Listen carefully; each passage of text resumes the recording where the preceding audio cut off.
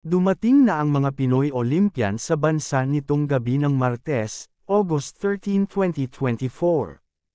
Mapapanood sa coverage ng RTVM Presidential Broadcast, ang mismong arrival ng mga atleta mula sa Paris Olympics 2024. Pinagkaguluhan ng media ang mga atleta lalo na ang two-time Olympic gold medalist na si Carlos Yulo. Naging kapansin-pansin naman ang nobya ni Yulo na si Chloe San Jose. Tinangka ni Maris Umali ng GMA News na ito ay makapanayam pero kaagad na tumanggi si Chloe.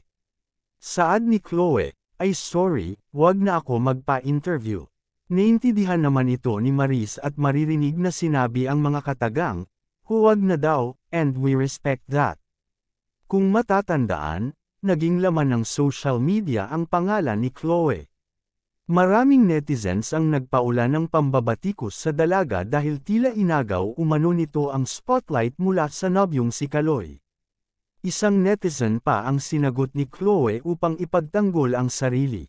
Ayon sa kanya, kailanman, hindi siya nagpaunlak ng panayam sa media dahil rin sa parehong rason na ibinibintang sa kanya ng marami.